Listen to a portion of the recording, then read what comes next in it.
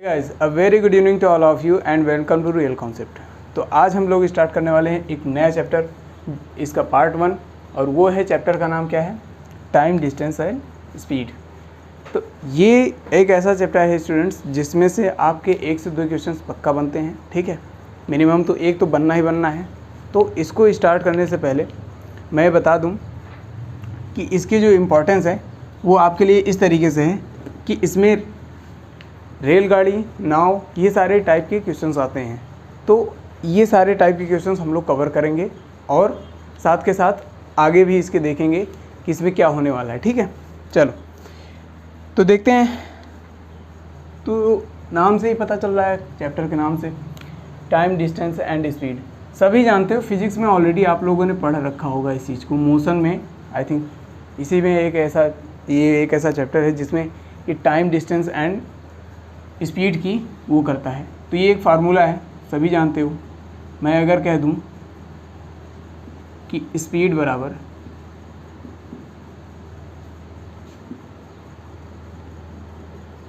Distance upon time, बिल्कुल, या फिर ऐसे कह सकते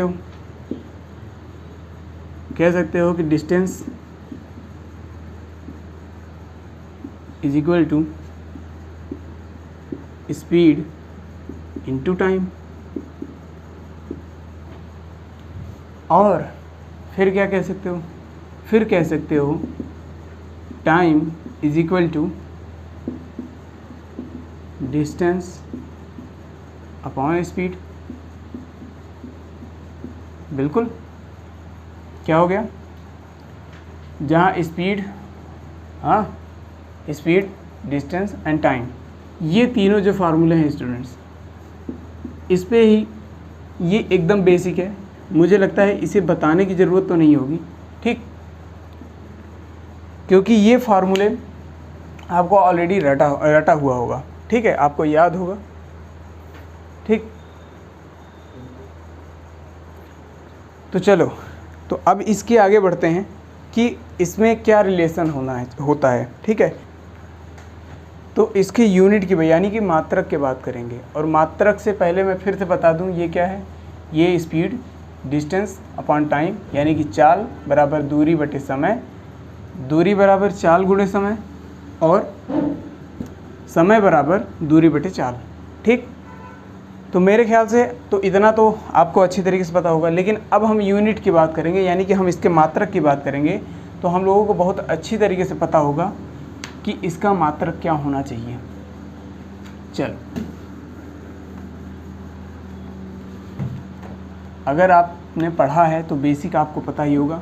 दूरी का मात्रक हम लोग अच्छे से जानते हैं, बचपन में पढ़े हैं, सर मीटर होता है या तो किलोमीटर होता है, ठीक, किलोमीटर होता है, ठीक। और समय के क्या होता है, समय का हमें पता है अच्छे तरीके से, सेकंड होता है या तो घंटा होता है, यानी कि आवर, HR लिख देते हैं, या फिर उसका स्पेलिंग पूरा लिख देते हैं, HOUR। क्या कहते हो, बिल्कुल, metre upon second, kilometre divided by our.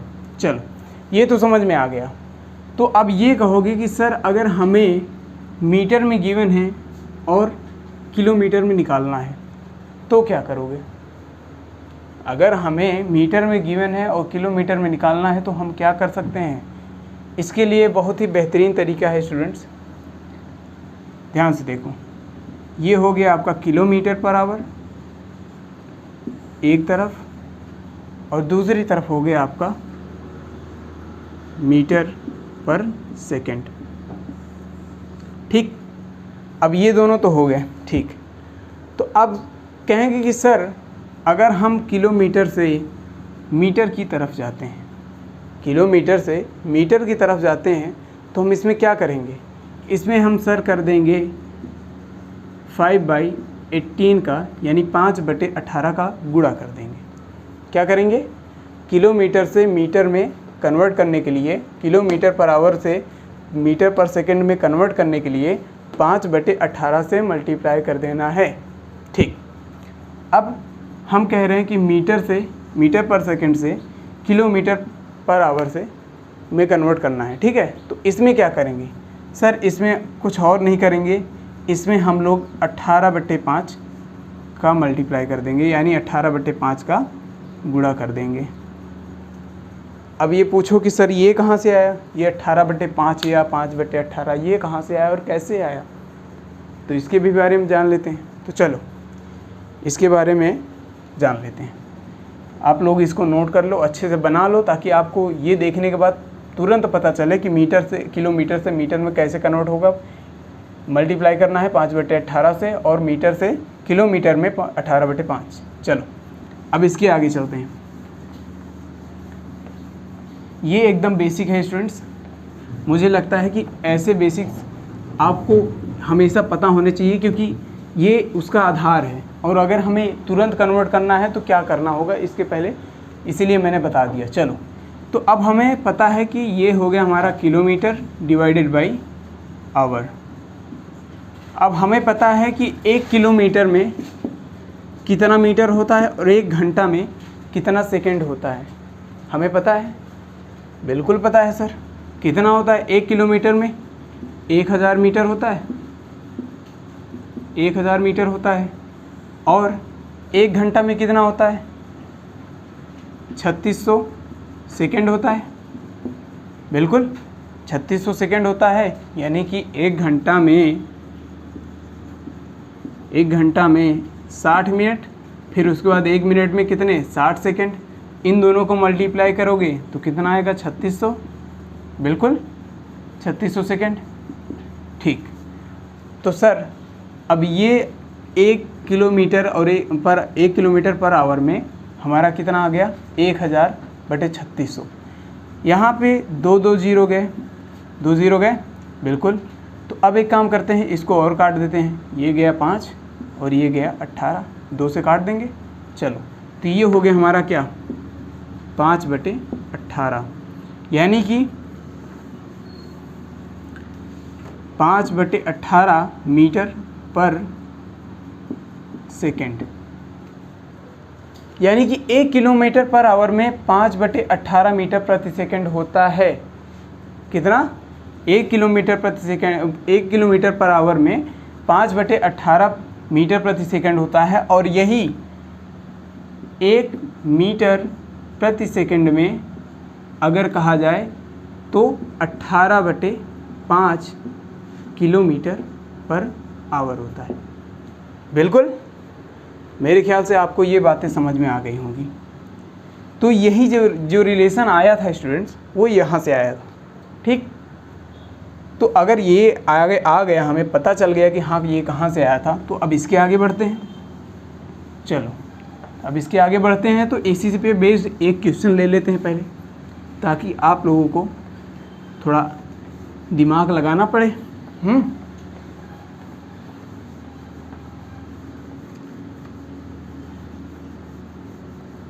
कोई चीज़ अगर ना समझ में आए तो बता देना हमें। बिल्कुल, चलो तो एक क्वेश्चन लिखते हैं हम लोग, बहुत ही बेहतरीन क्वेश्चन है, बहुत ही सिंपल है। चलो ये आपके लिए है। कह रहा है कि 45 मीटर प्रति सेकंड के स्पीड से 72 किलोमीटर की दूरी कितने समय में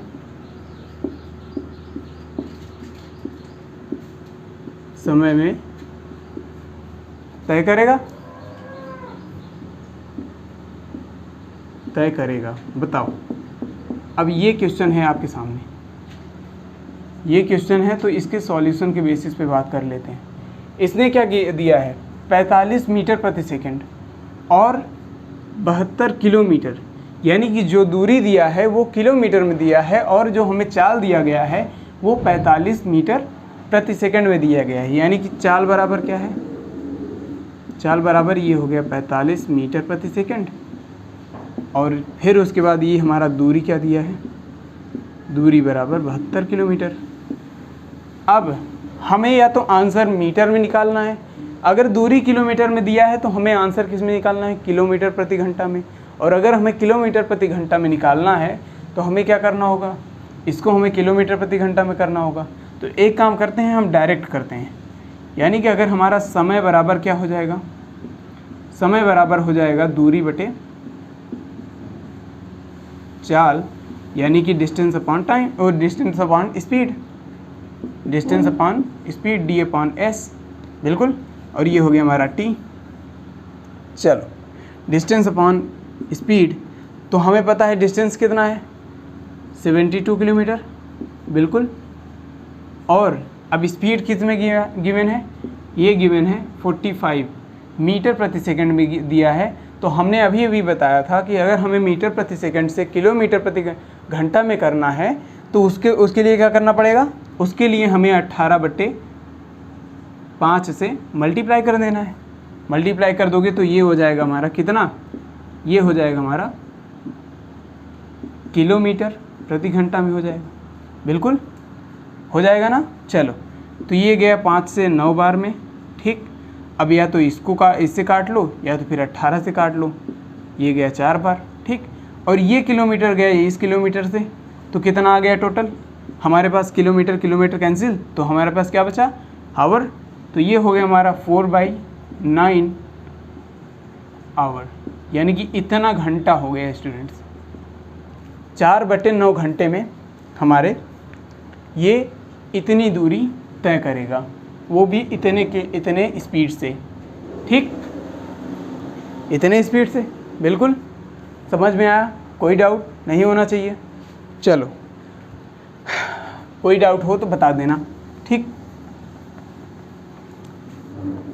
तो इस तरीके के क्वेश्चन अगर आपके सामने आए तो आप लोग बहुत ही ईजिली क्या करना, सॉल्व कर लेना।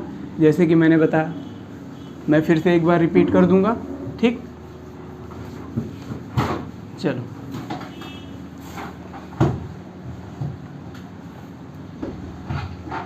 तो अब स्टूडेंट्स, अब हम थोड़ा आगे मूव करते हैं, आगे बढ़ते हैं। तो आगे हमारा एक टॉपिक स्टार्ट होता है जिसे हम लोग क्या कहते हैं, औसत चाल। क्या कहते हैं, औसत चाल। औसत चाल मतलब एवरेज स्पीड, बिल्कुल ठीक। चलो अगर हम एवरेज स्पीड की बात करें तो एवरेज स्पीड क्या कहता है, एवरेज स्पीड कहता है कि ये क्या कहता है, पहले देखो, एवरेज स्पीड यानी औसत चाल बराबर तय की गई पूरी दूरी, ठीक, या फिर इंग्लिश में लिखें तो टोटल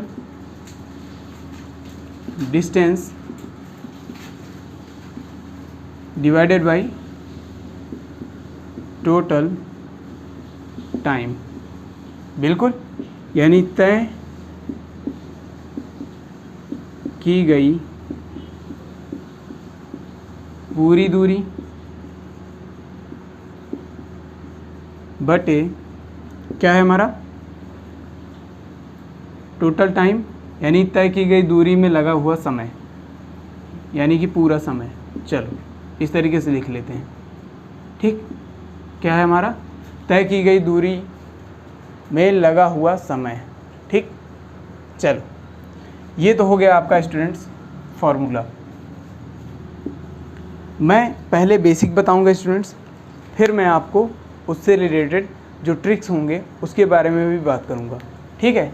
तो कृपया इस बात से ये ना कहें कि सर आपने ट्रिक नहीं बताया, इतने टाइम कैसे लगाएंगे उसमें, कोई दिक्कत नहीं। जैसे मैं लेके चल रहा हूँ सारी चीज़ें बहुत ही ईजिली आप करके आओगे, ठीक है। तो इसमें पैनिक मत होना। चलो तो ये हो गया आपके फार्मूला, नोट कर लो अच्छे से। और ये जो कोर्सेज हैं स्टूडेंट्स, ये सारी चीज़ें समझ लो एक तरीके से पूरे एक समय पे ख़त्म हो जाएंगे। आप लोगों को ज़्यादा समय नहीं देना होगा इसमें अब। हाँ, बस मैं यही कहूँगा कि अब अगर मैं ये लेके चल रहा हूँ तो इसके साथ साथ आपको प्रीवियस जितने भी सॉल्व पेपर हैं उसको उठा के सॉल्व करो, और अगर नहीं कॉन्सेप्ट क्लियर है तो जितने भी वीडियोस ऑलरेडी बने हुए हैं उनको एक बार फिर से देखो, रिवाइज़ करो, तब सॉल्व करो। लेकिन अभी समय है तो कर लो, नहीं तो फिर बाद में ये सारे समय नहीं मिलेंगे, ठीक है? तो बाद में प्रॉब्लम हो जाएगी आपको, आप नहीं कर पाओगे पूरा, तो उसके बाद क्या करोगे, ऐसे फंसे रह जाओगे, पूरा क्लियर भी नहीं होगा, और फिर कहोगे सर एग्ज़ाम हमारा नहीं निकला, और नहीं निकला तो इसके ज़िम्मेदार आप खुद होगे, ठीक है? चलो, मैं कह रहा हूँ कि कोई दूरी हम ले लेते हैं, ठीक है? आपका मान लो ये घर है, क्या है? घर। और ये क्या है हमारा? ये है हमारा स्कूल, ठीक? ये हमारा घर और वो स्कूल। अब इसके बीच की दूरी अगर हम मान लेते हैं कुछ d है, यानी डिस्टेंस हमारा क्या है? d। अगर मैं कह दूं कि इस तरफ से x किलोमीटर, कह दूं कि मैं घर से स्कूल की तरफ x किलोमीटर पर घंटे की स्पीड से चल रहा हूं स्कूल जाने के लिए, और फिर इस तरफ से मैं वापस आ रहा हूं कितने किलोमीटर की, यहाँ पर मैं कह रहा हूं कि y किलोमीटर प्रति घंटे की स्पीड से मैं स्कूल से घर की तरफ लौट रहा हूँ। यहाँ पर स्टूडेंट्स, यहाँ पर एक पॉइंट है कि चाल अलग अलग है, चाल जो आपका दिया है वो अलग अलग है, लेकिन दूरी यहाँ पर सेम है। डिस्टेंस घर से स्कूल का और स्कूल से घर का, ये दोनों जो दूरी है वो हमारा क्या है? समान है, यानी एक ही है। तो ये हमारा क्या हो जाएगा, अगर मैं यहाँ घर से स्कूल की तरफ जाऊँगा तो डी वाला इतना, मतलब इतना डिस्टेंस कंप्लीट करूँगा। अगर मैं यहाँ से भी अगर वापस लौटता हूँ तो यहाँ पर भी तो डी करूँगा, यहाँ पर भी क्या करूँगा? यहाँ पर भी तो डी करूँगा। जाने और आने में दो गुना समय लगता है कि नहीं? मतलब यहाँ से यहाँ तक जाओगे और फिर उसके बाद यहाँ से वापस आओगे तो दूरी कितनी हो जाएगी? 2d हो जाएगी, यानी d प्लस डी। चलो, दूरी तो हमें समझ में आ गया। तो अब हम यहाँ पर एवरेज स्पीड की बात करते हैं, एवरेज स्पीड की बात करते हैं। हाँ, ये लिखने से पहले लिख लेना यहाँ पर एक पॉइंट ऐसे बना के, जो हेडिंग होती है इसकी, फॉर सेम डिस्टेंस या फिर कांस्टेंट डिस्टेंस, और कांस्टेंट डिस्टेंस। हिंदी में अगर बात करें तो समान दूरी के लिए या फिर कांस्टेंट डिस्टेंस यानी निश्चित दूरी के लिए, ठीक? तो ये हमारा टॉपिक का नाम है, और टॉपिक का नाम उसी में है जो हमारा एवरेज स्पीड है, उसी में हमारा ये नया पहला टॉपिक है, ठीक? तो याद रखना, अब यहाँ से हम एवरेज स्पीड निकालेंगे। तो यहाँ पर एवरेज स्पीड का फार्मूला क्या था? Total distance upon total time. Total distance कितना हुआ? d plus D upon total time. Total time कितना लगा? टोटल टाइम के लिए मैं मान लेता हूँ कि जाने में t1 लगा प्लस आने में t2 लगा। बिल्कुल, जाने में t1 और आने में t2 लगा। और जब इतना लगा तो सर हमें अच्छी तरीके से पता है कि अगर मैं समय बराबर बात करूं तो ये हो जाता है हमारा क्या? दूरी बटे चाल। फार्मूला ये होता ना, यानी d अपॉन s, ठीक? तो मैं कह दूंगा कि t1 बराबर क्या हो जाएगा? यहाँ से घर से जाते वक्त स्कूल की तरफ क्या हो जाएगा हमारा? दूरी d हो जाएगा, बिल्कुल d। फिर उसके बाद चाल कितना है हमारा? x है, तो ये हो गया हमारा क्या? Time on. समझ रहे हो? फिर अगर हम t2 की बात करें तो स्कूल से घर की तरफ अगर हम जा रहे हैं तो यहाँ दूरी क्या है? d है, लेकिन चाल क्या है? y है, तो हमारा क्या हो जाएगा? ये d अपॉन y। तो ये हो गया दूसरा समय, ठीक? तो अब क्या करना है? यहाँ t1 और t2 की जगह पे वो रख देना है, ये हो जाएगा 2d हो गया। फिर यहाँ पर क्या हो जाएगा? ये हो जाएगा d upon x plus d upon y। हो गया ना? अब ये हो गया, तो ध्यान से देखो, क्या ये d और ये d कैंसिल नहीं हो जाएंगे? बिल्कुल हो जाएंगे। यानी कि इसमें से हम कॉमन ले लेते हैं d, फिर ये वाला d चला जाएगा, बिल्कुल ऊपर नीचे d कैंसिल। तो अब यहाँ क्या बचेगा? यहाँ बचेगा सर, यहाँ बचेगा 2/1/x प्लस 1/y। अगर मैं क्रॉस मल्टीप्लाई कर दूँ तो ये हो जाएगा x plus y divided by x into y. तो टोटल क्या हो जाएगा? 2 into x into y divided by x plus y. ये हो गया स्टूडेंट समान दूरी के लिए आपका एवरेज स्पीड। समझ रहे हैं? अगर समान दूरी आपको दिया गया है कि कोई निश्चित दूरी के लिए आपका अगर पूछ ले कि एवरेज स्पीड क्या होगा, तो ये हो जाएगा स्टूडेंट्स ये। समझ रहे हैं? तो ये हो गया आपका एक बढ़िया सा ट्रिक, या फिर कह सकते हो इसे फार्मूला। ठीक, तो इसे प्रॉपर नोट कर लीजिए। हाँ, आपको ज़्यादा कुछ नहीं नोट करना है, इस तरीके से याद कर लेना कि यहाँ पर ये सारी चीज़ें लिख लो समझने के लिए, क्योंकि एग्ज़ाम टाइम में ये चीज़ें समझ में आनी चाहिए। और अगर नहीं तो फिर याद रखना कि इसको लिख के फिर इसके बाद शॉर्ट नोट्स ज़रूर बनाना। शॉर्ट नोट्स में क्या होना चाहिए? शॉर्ट नोट्स में ये सारे से केवल फार्मूले होने चाहिए। फॉर सेम डिस्टेंस या फिर constant distance average speed is equal to 2xy divided by x plus y. कुछ इस तरीके से लिख लेना शॉर्ट नोट्स में।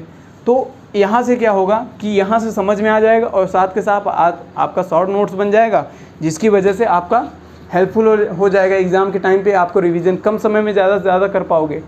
चलो, तो ये नोट कर लो अच्छे से। तो आगे बढ़ते हैं इसके।